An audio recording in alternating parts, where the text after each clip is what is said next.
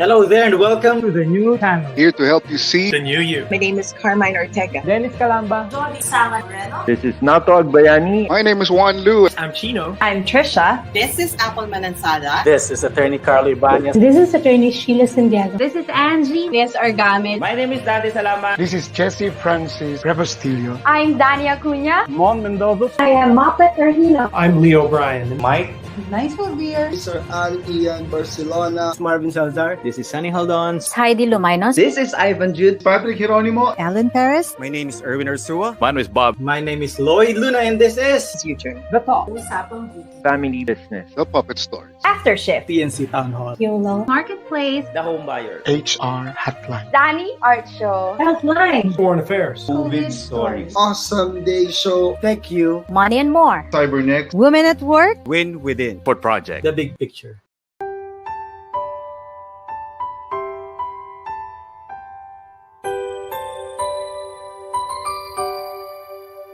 Sometimes life lets you down and you feel that you are done. You just want a morning run because the fun is all gone. But sometimes life makes you proud when you look far and wide, when you leave the pain behind and see the brighter side. TNC gives you inspiration. TNC reignites your passion. TNC starts your transformation. TNC helps you see the new you. Sometimes life makes you blind and you choose something bad. You just wanna cry and hide and save your face from the crowd. But sometimes life makes you see the beauty in you and me. When you look up above, there is God and there is love. TNC gives you inspiration. TNC reignites your passion. TNC starts your transformation. TNC helps you see the new. We're here to help you see the newness of life. We're here to help you feel your hope is so real. You got the power to see. We'll help you see the new you. TNC gives you inspiration. TNC reignites your passion. TNC starts your transformation. TNC helps you see the new you.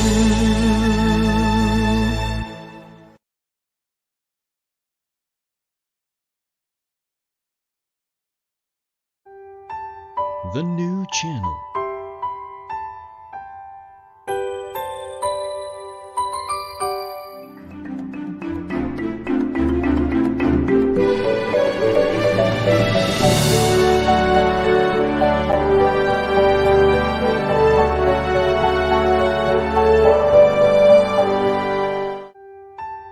The new channel.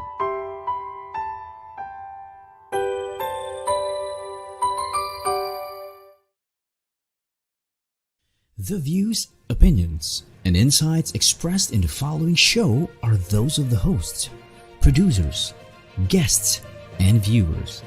They do not necessarily reflect the position of the channel. Viewer discretion is advised. Hi, Pat! Happy Wednesday sa'yo! Again. 40 natin ngayon Ang bilis ng Parang oras. kailan lang Lunes, no? Tapos, right now, we are already oh my God.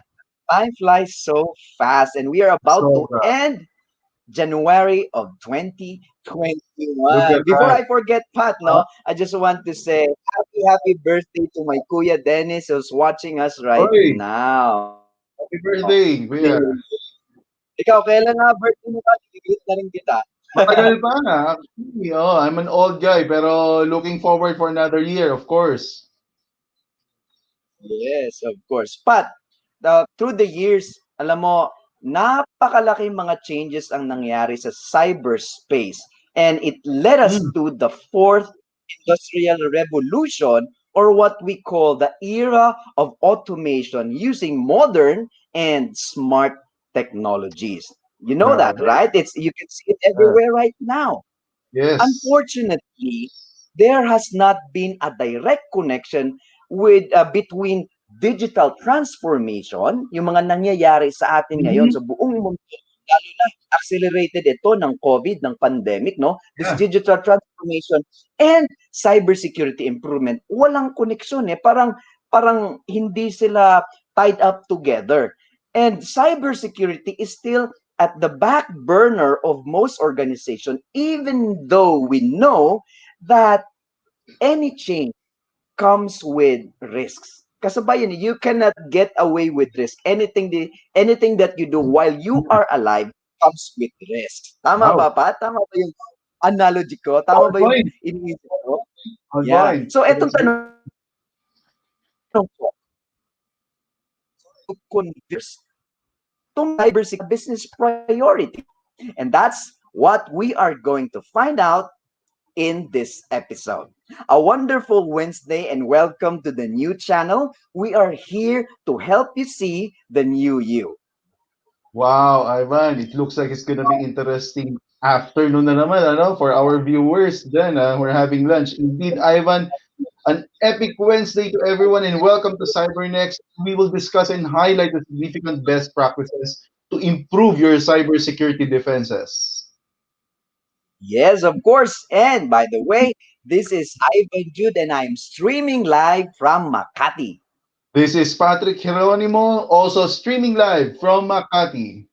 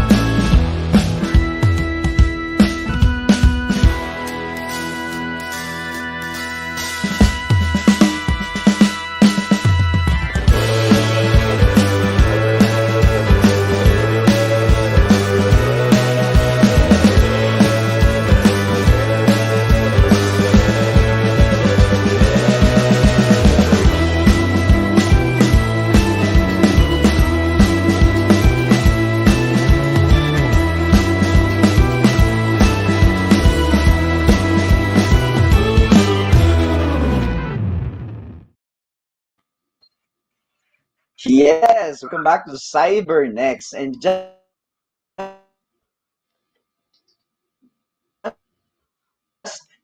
Oh, I think Ivan is experiencing some slowdown sure in the that tayo internet. comments wouldn't keep them coming. And by the way, sa, Go yeah. ahead. You're good Sasabihin ko now. sana na nanonood si Mark Escabas ngayon. Oy, hello, Hi. Mark. Hi. Nice. So please go ahead and share this Mark. live streaming to your social media circle or to anyone you think who can benefit from this, or you can simply host a watch party or tag people, mention their names, do as you please. Let's learn and have fun today. And yeah, so Mark is listening. So Ivan, I think nag-watch party ka ulit, ano, sa social media mo. Yes, nag-watch party ako as always. May mga nanonood nga. Thank you so much to Gian, Cultivo, to Genevieve Ibanez, and to all the guys watching us right now while having your lunch. Sarap nun. Thank you, everyone. So again, Ivan, let me start this episode, our show, this noontime. You know, the internet security firm SonicWall was hit by highly sophisticated threat actors who probably exploited a zero-day flaw in the company's remote access products. Oh, no. So it's not stopping there, no? The company sounds very familiar. SonicWall. Does it ring a bell, Ivan? Yeah, it rings a bell so much.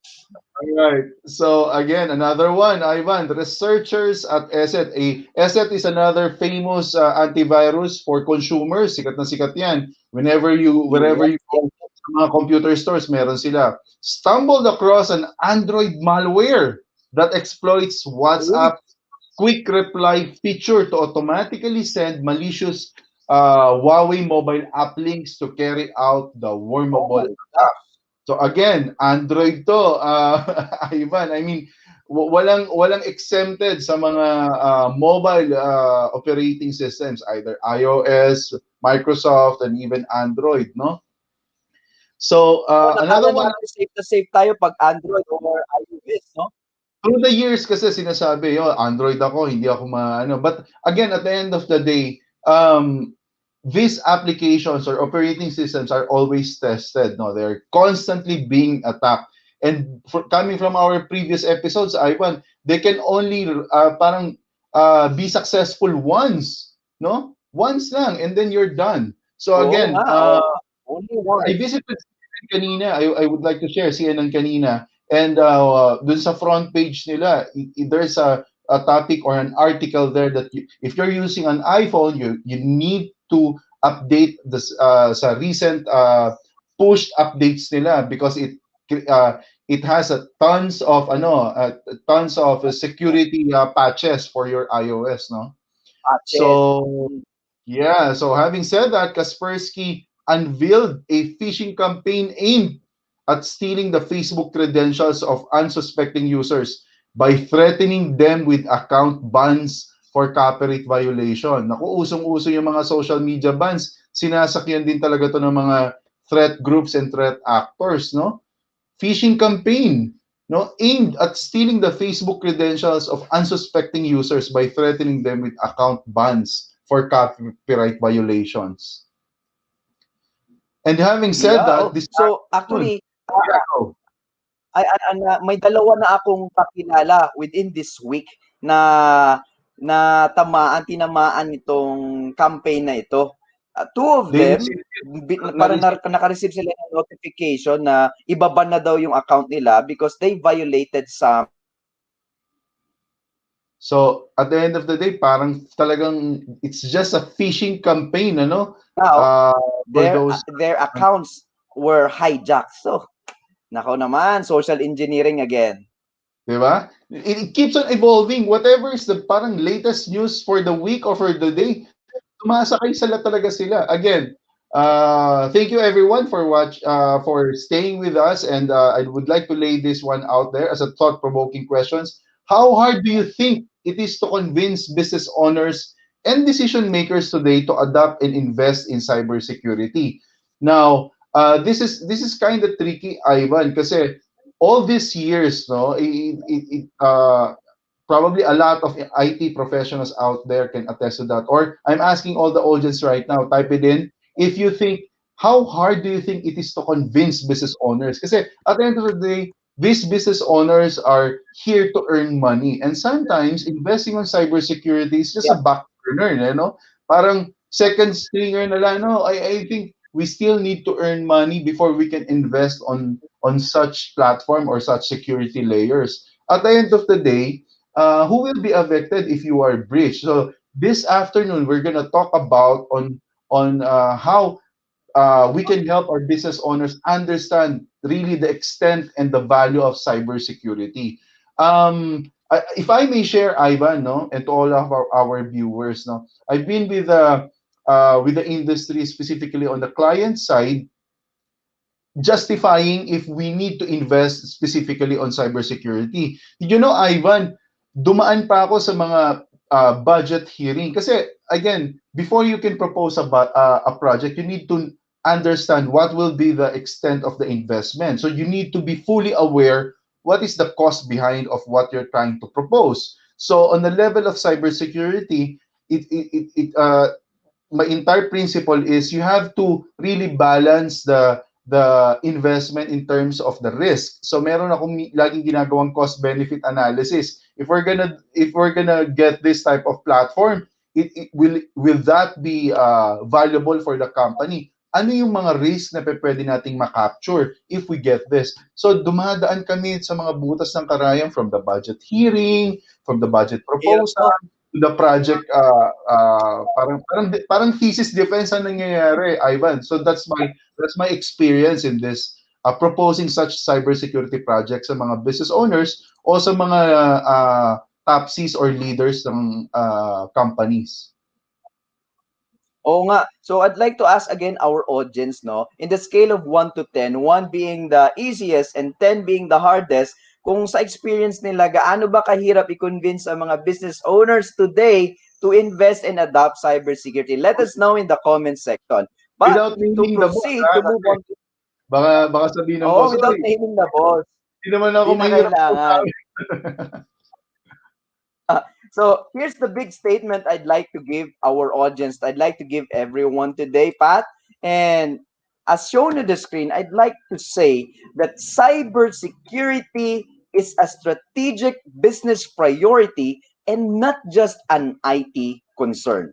Read that again. Cybersecurity is a strategic business priority and not just an IT concern, which means that it is necessary. In short, kailangan, it is essential. Sa panahon ngayon, di ba, ang pinapalabas lang sa mga GCQ, MGCQ is kapag may kailangan kang gawing essential. And for one, IT and cybersecurity is already considered as an essential need in operating our businesses today. Its essence is in the paradox of keeping the business secure while fueling its growth, no? Ngayon, kailangan mo na talaga, you cannot do away with it.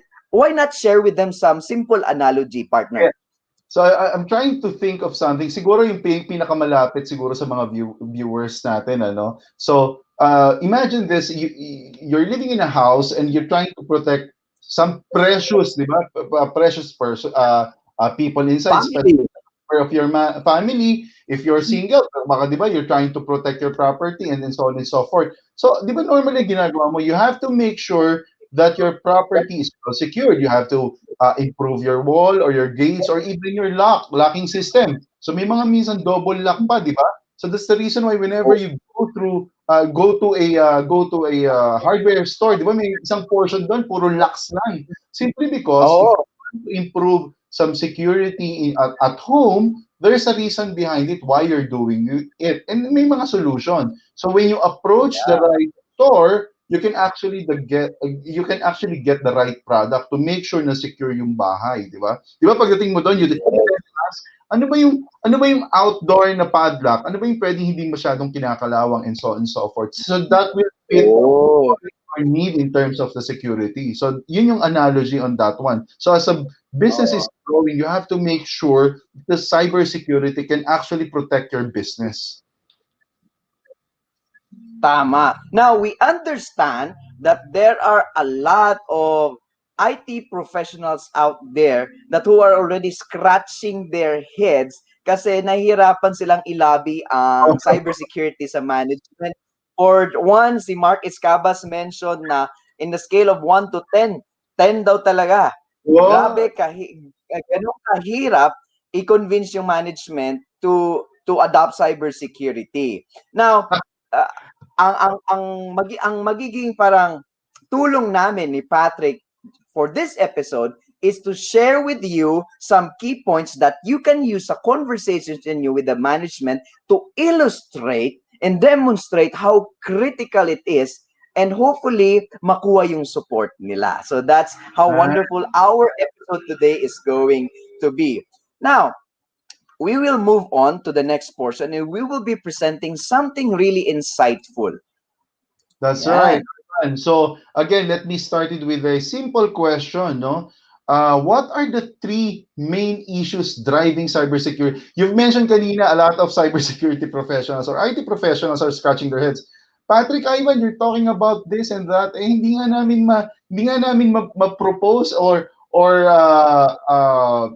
ma-justify sa management minsan na talagang kailangan to. So let's focus on the main issues driving cybersecurity today, no? Yep. The data from a new research report that can help IT pros facilitate conversation as their companies respond to changing environment, whether organizations are reacting to COVID or taking actions as part of the team strategy. Di ba? May mga short-term and long-term plans, and IT is being involved in this one. And the main issues driving cybersecurity can shape the decisions made by the upper management, no? Oo naman.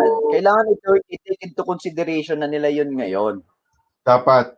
And I've seen some of the IT professionals, especially that belongs to the top management, part na minsan sila ng board, Ivan. So, the business is changing, and I think slowly, kahit baby step, at least it's improving. So, at this screen, no? So, may issues, let's focus on the top 4. So, may mga variety attacks, 52%. Imagine, 52% no?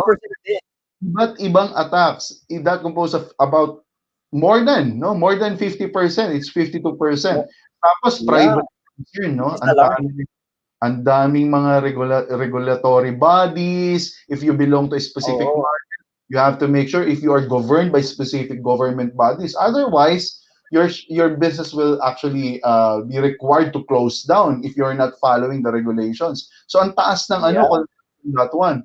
Ito na, number of hackers. If you remember, Ivan, we have this episode on early stage of our season, no?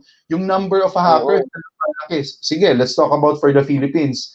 5 years ago, Luzon lang, Manila lang, QC, alam mo yun, Mandaluyong. But right now, Visayas, Mindanao, nagpa-participate na rin. Nagme-member na rin sila sa mga hacking groups. So this shows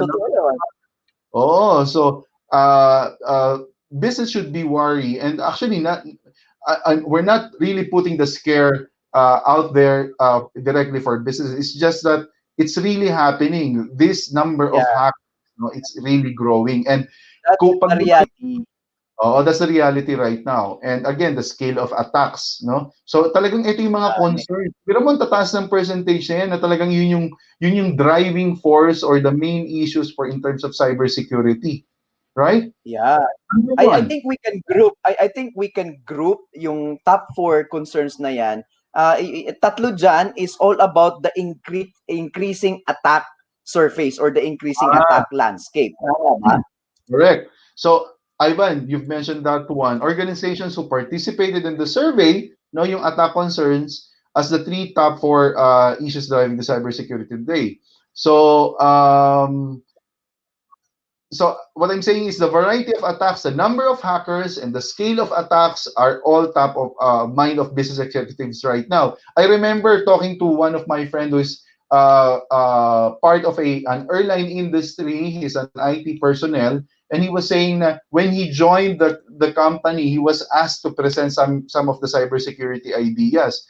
However, business professionals not truly understand the way that these issues are different from the past. I think mo na before na, okay, Patrick, you're talking about security. I mean, hindi ba ito na-fix, no? We've already invested or upgraded our firewall. I mean, improved our antivirus now. It's running on EDR.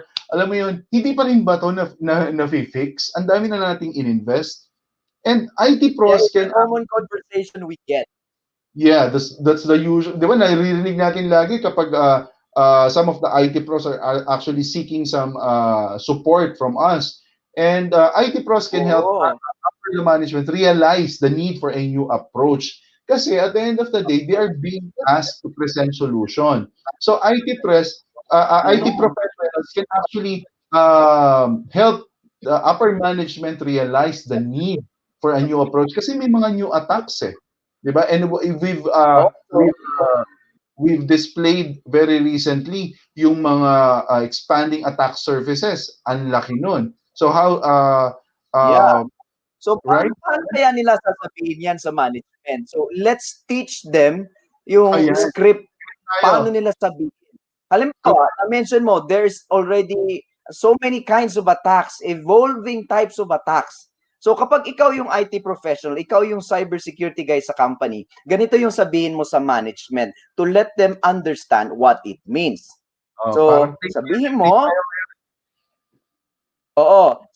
say for example, you're speaking to the president. Sabihin mo, Mr. President, wide variety in attacks means that the standard tools that we have, such as the firewalls and the antivirus, are no longer sufficient.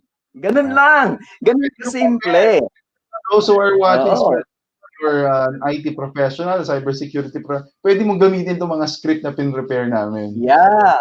Second script na ituturo natin, Pat. You mentioned about more hackers. May taga Luzon, may taga Visayas, may taga Mindanao, and there are so many hackers all around the world. So what does it mean in business context? Paano mo ipapaintindi yon? Ganito sabihin mo. Halimbawa, kausap mo naman ngayon ang Chief Finance Officer.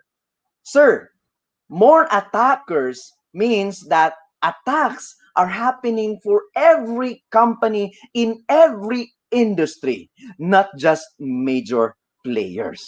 O, ganon. Mas madaling maintindihan. Ay, kasali pala kami sa ina-atake na ngayon. Diba? And last but not the least, nasabi mo, the scale of attacks.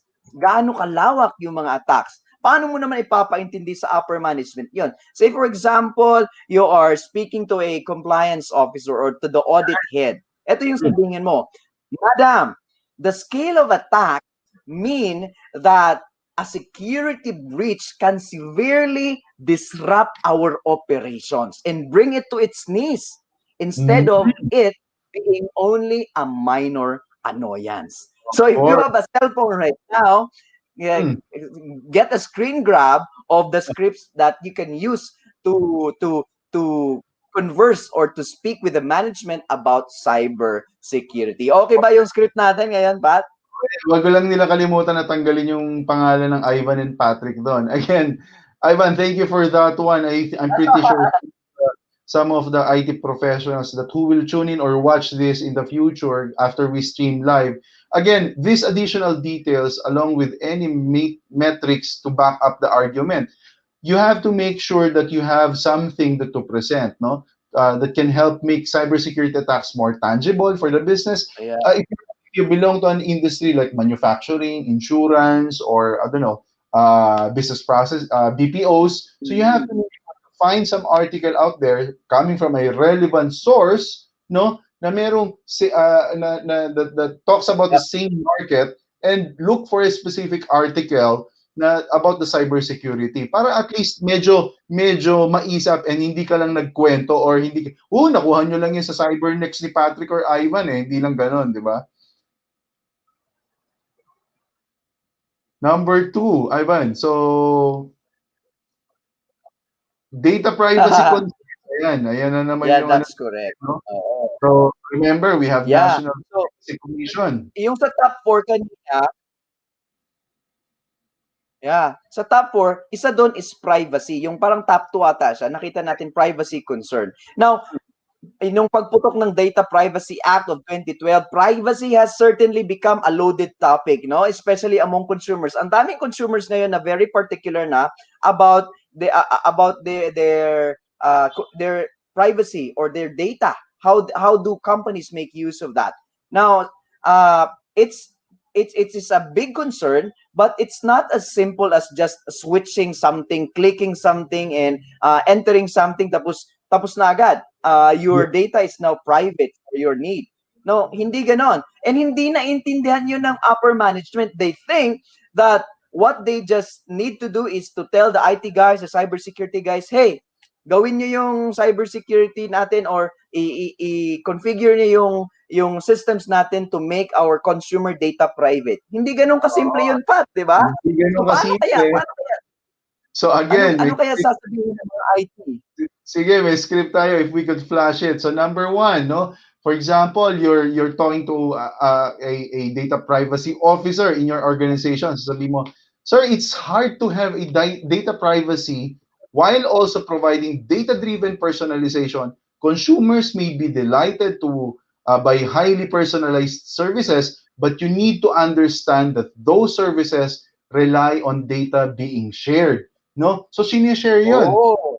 So, again, at the end of the day, you need to make sure that let your consumers be fully aware. Actually, dapat, Ivan, fully aware na data is being shared. Fully aware.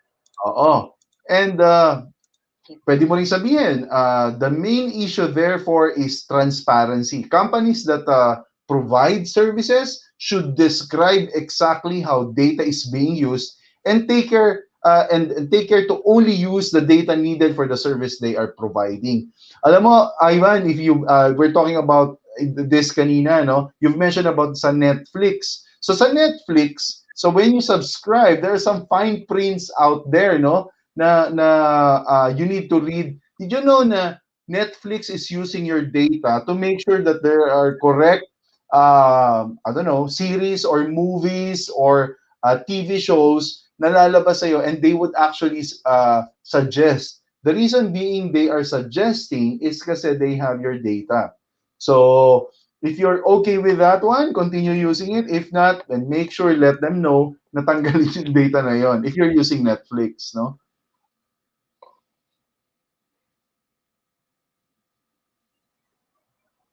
Yeah. So, yeah, you got that. So I think Teka, parang nawawala ako. All right. So I mean, another one going through the privacy concerns. Oh, you're back, Ivan. Can you hear us? Go. Yeah. All right. Yan. So, I to support your statement, Pat, I think IT pros can help their management understand the nuances of the situation or yung mga subtle difference between privacy and transparency.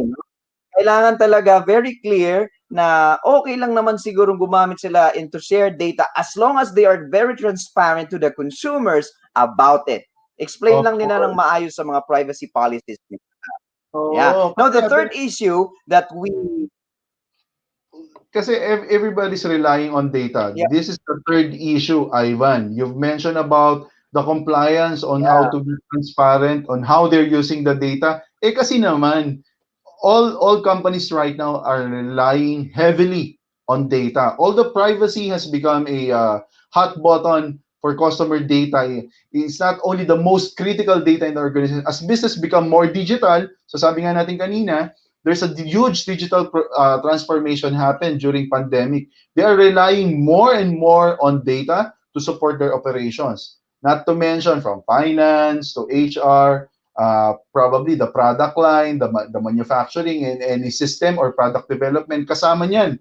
All types of data are critical, forcing companies to think beyond the most valuable intellectual property. Ivan, if you have a plan to really, build a house out from a, I don't know, for a recycled thing. I know that there are a lot of manufacturing firms are already doing that. Pero kung meron ka pang mas okay na mas resilient, so, di ba, there's a reason for you to really protect your data. And just like with privacy, no? IT pros can highlight the new way of thinking about corporate data. Let's focus on the corporate environment, Ivan. So, paano natin masasabi yan? So, sige, tuturuan ko sila ng script, no? So, here's how you say it to the management with regards to the data that they are relying so much right now. First, sabihin nyo, sir, ma'am, data no longer stays in one place. Does that make sense? Kasi data right now travels everywhere outside of the traditional perimeter or outside sa office ninyo into the cloud and into the mobile networks. Thus, meaning to say, hindi na din enough yung ginagamit yung pang-protect sa mga data sa loob kasi lumalabas na nga sa cloud, pumupunta na naman sa mga mobile phones. That's why you need new tools.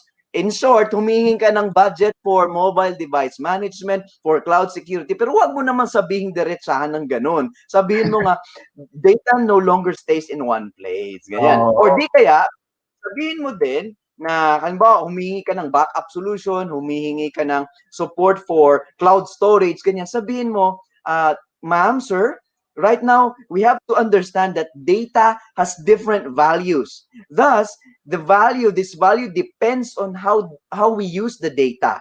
And there has to be a formal risk analysis process and a more granular approach for each data set. In short, sinasabi mo lang na humihingi po ako ng budget for cloud storage and data backup. Pero hindi naman lahat ng data natin kailangan natin i-backup. kasi may iba-ibang values. May data na pwede nating itapon tsaka hindi naman nakakakos ng something critical sa operations natin, but there are data that we really need to protect and we need to keep safe, kaya kailangan tayong mag-invest, di ba? So yun lang yun.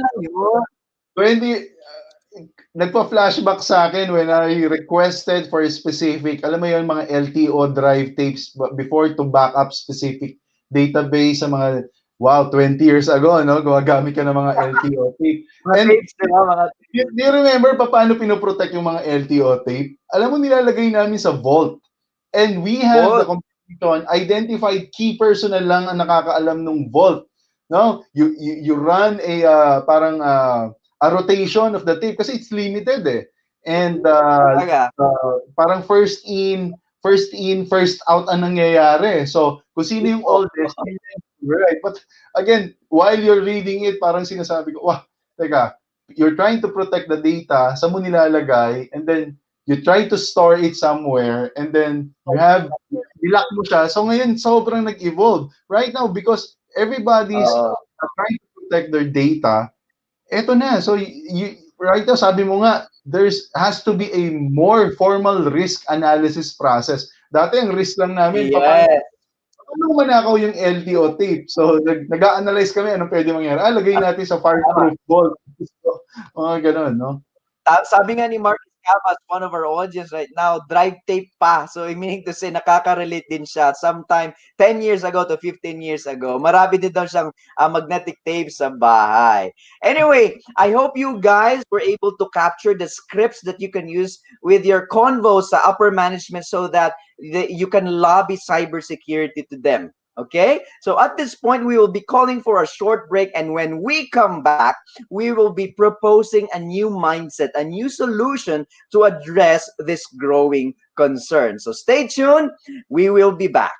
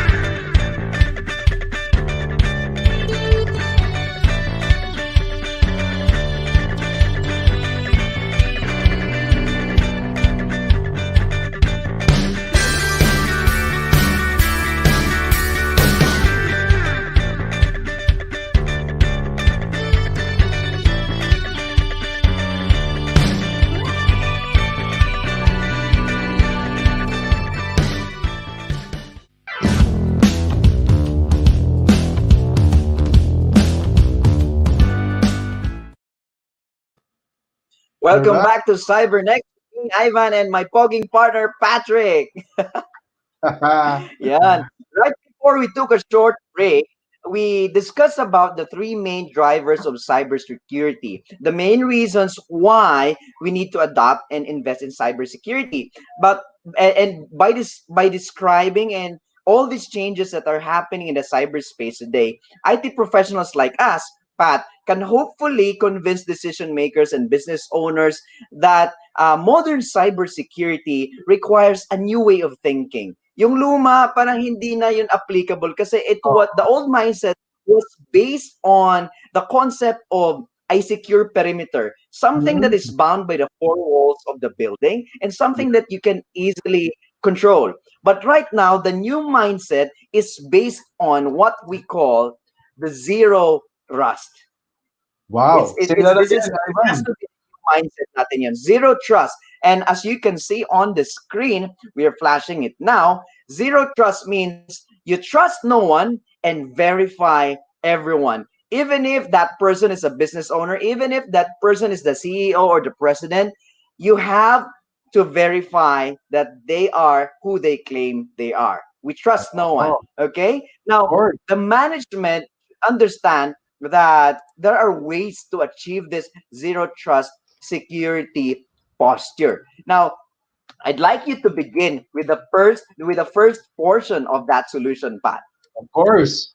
Number one, Ivan. So thank you for that one. Wow. So I hope some of the business owners are actually will listen or watch this in the future. The number one is the right approach. No, the first piece of the solution is for IT professionals to emphasize that there is a three-pronged approach to cybersecurity. Narinig nyo na ba yung PPT? This is not Microsoft PowerPoint. It's people, process, technology.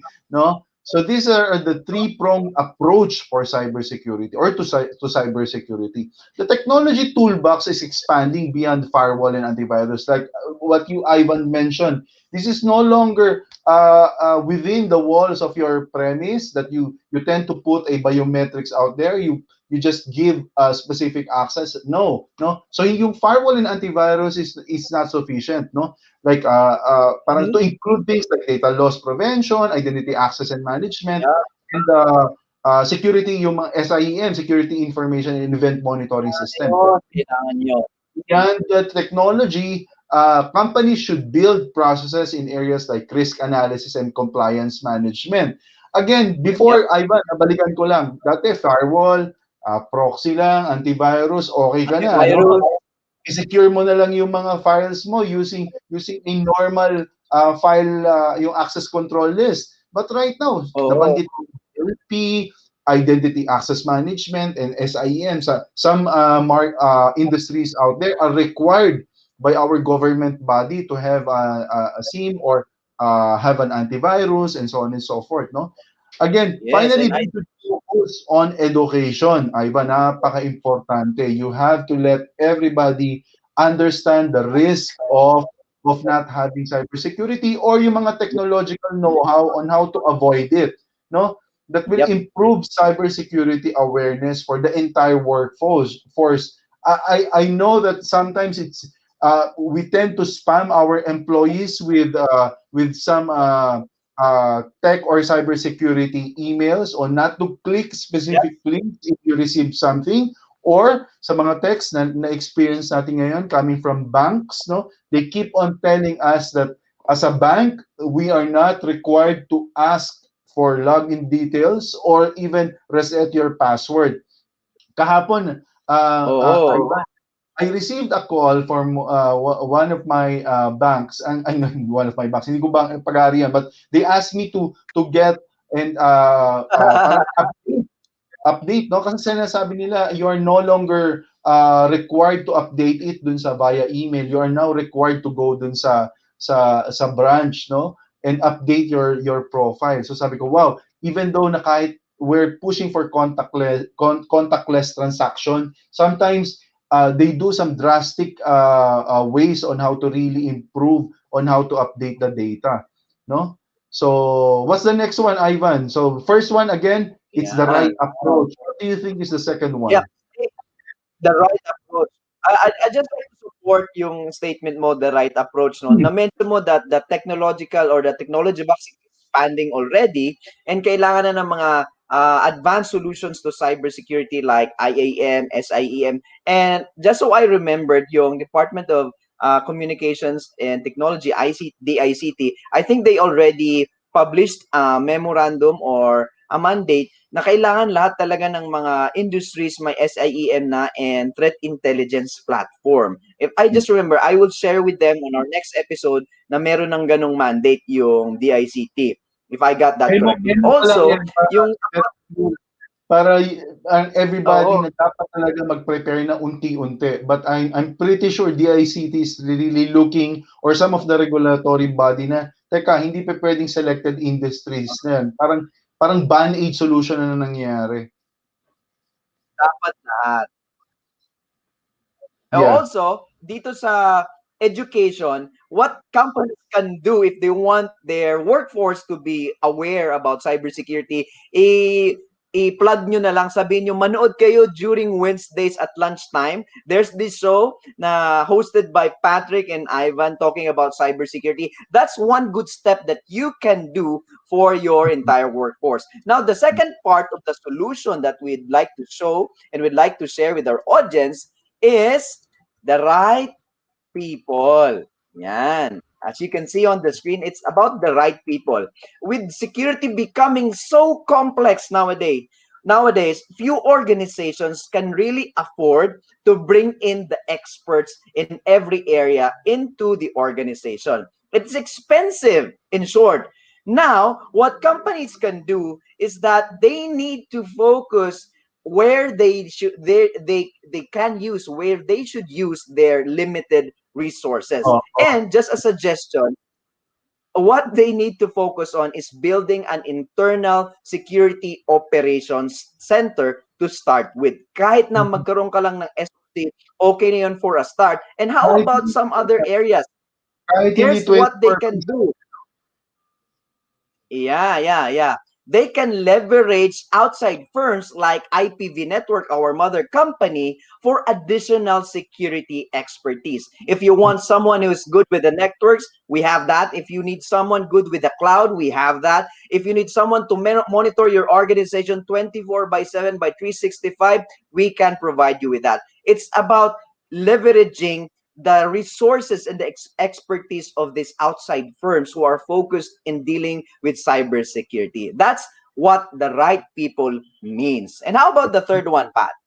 The third one is actually very important. Well, everything that you mentioned is important, especially the first one.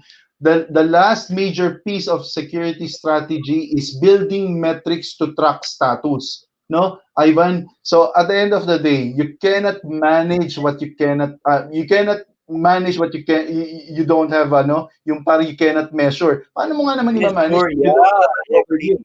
Or yung mga mapping technologies out there, hindi mo alam kung ilan na yung network switches mo and so on and so forth. In the old days kasi, Ivan, success with cybersecurity was binary. No, companies either experience a breach or they didn't, or at least they didn't think so. Now, as the level of investment increases, executives will want to better understand what they are getting in return. Lagi, at the end of the day, negosyante pa rin sila. So if they're gonna do something, ano ba yan?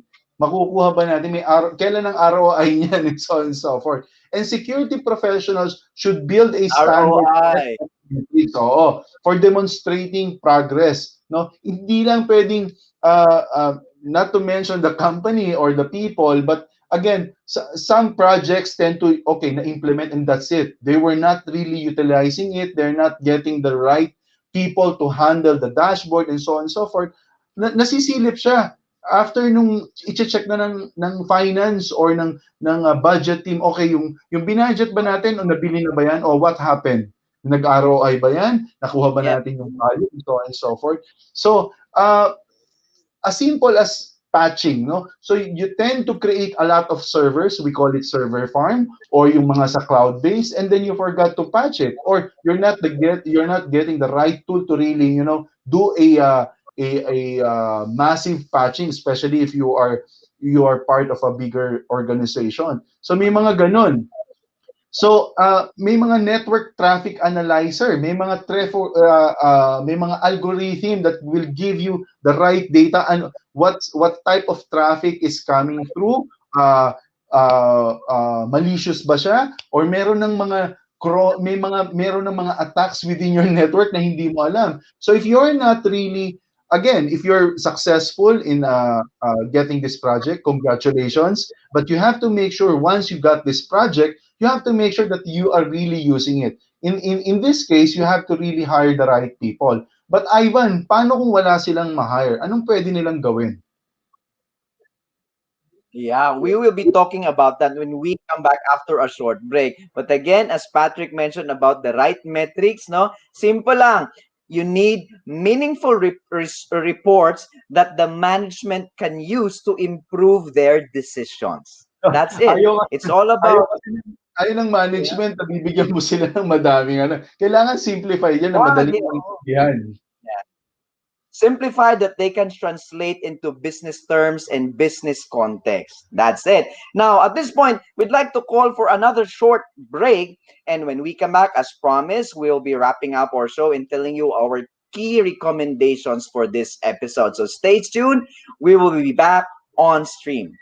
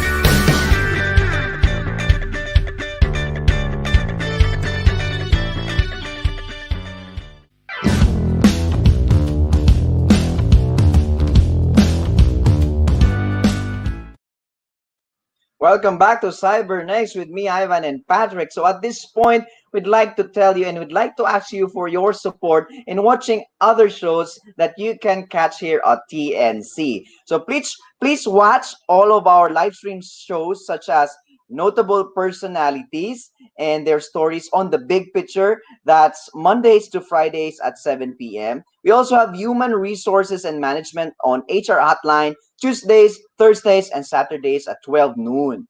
The Family Business is Everyone's Business, Saturdays at 4 p.m. Success Stories on the Fourth Project, Saturdays 6 p.m. or 10 p.m. Philippines. Beyond Beauty Beyond What Your Eyes Can See, Usapang Beauty, Saturdays at 5:30 p.m. It's time to hear positive news. COVID Stories, Saturdays at 10:30 a.m. Life's Turnaround Stories at U-Turn, Mondays and Thursdays at 10:30 a.m. And The Home Buyer Guides You to a Property, Mondays and Thursdays at 4 p.m. Yan. Laugh and Learn from the Puppet Stories, Mondays at 5:30 p.m. Magbenta, Bumili at Tumulong, TNC Marketplace, Thursdays at Fridays, 10 p.m. Your Rights, YOLO, Thursdays at 8:30 p.m. Money and More, Tuesdays, 8:30 p.m. Philippines and 5:30 a.m. USA. The Stage is Yours, TNC The Talk, Mondays at 12 noon. Chill and Booze, After Shift, Wednesdays and Fridays at 8:30 p.m. Sabi, dumadami na. Strategize and win in life through Win Within, Saturdays at 8:30 p.m. Drive, Achieve, Nurture, and Inspire, Danny Art Show, Fridays at 5:30 p.m. Learn Together Across Borders, Foreign Affairs, Tuesdays at 10:30 a.m. Health is Wealth, Healthline, Wednesdays at 4 p.m. Celebrate Women at Work, 9 a.m. Saturdays. Have an awesome day, Mondays at 2:30 p.m. Another one, Emerging and Practical Technologies, TechU, is Boss Marvin, Fridays at 2:30 p.m. Learn from Market Leader, Tuesdays and Saturdays, 5:30 p.m. Well Home brings a well life. Tuesdays and Saturdays, 2:30 p.m. Coping and Coupling. Couple Goals, Wednesdays at 5:30 p.m. It's never too late for a mental shift. Tuesdays and Thursdays, 7:30 p.m. USA. Wednesdays and Fridays, 10:30 a.m. Philippines. Listen to this generation, the millennial voice, Mondays at 8:30 p.m. Yun ba yung millennial voice, Ivan? The journey continues. Moving on business. Tuesdays and Fridays at 4 p.m. Catch also our originals One Day TNC Arena, TNC PressCon, and TNC Town Hall. Saturdays 7 p.m. co-hosted by TNC founders Lloyd and Apple. Town Hall is where we talk to you, our valued audience. And of course, in a world where everything is turning out to be digital, CyberNXT aims to empower people and companies to be secure in a digital world. We are streaming live every Wednesdays at 12 noon, kasabay ng tanghalian. And more upcoming shows, follow us on #TNC Now on Facebook and YouTube, and allow your passion to inspire you, and together, let us see the new you. Ang daming shows na pwede nilang abangan sa TNC. Now, going back to our topic today, we're talking about cybersecurity as a business priority, right, Pat? So at this portion, we will be giving them our best practices and some key takeaways that they can use in their daily lives, lalo na sa mga fellow IT professionals that around the world now. First, it's safe to say that the security landscape is very different than it was 10 years ago. Kala ko yes, Pat? Prices eh.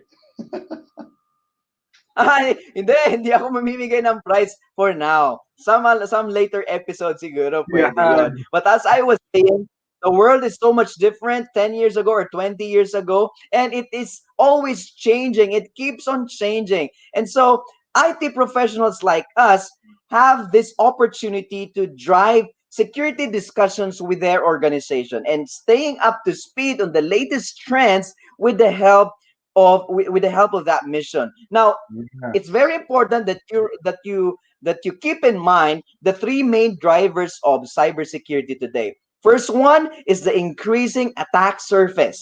Number two is the privacy concerns of consumers and even the organization itself. And last but not the least is the reliance on data. We are using data so much today. Data has become the new diamond in this fourth industrial revolution, the era of automation. So keep those in mind. And of course, we are proposing a new solution, a new mindset, and it is the zero trust security mindset. And to achieve that, Patrick is going to share with you the solution.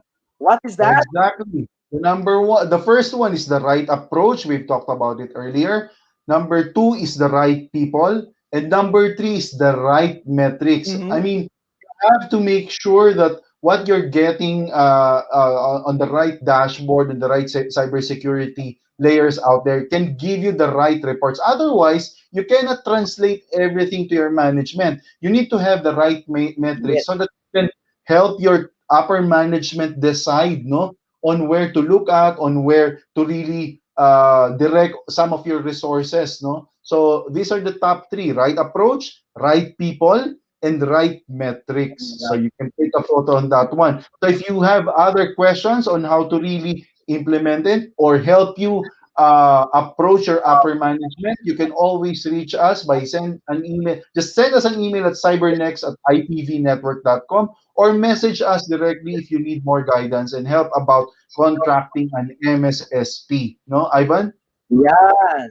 Yes, of course. Sabi mo nga, they have to remember the solution to achieve zero trust security is all about the right approach, the right people, and the right metrics. But there's a bonus in that formula. If you want to achieve that easier and faster, you have to get in touch with a right partner. And that's us. You have us all the way.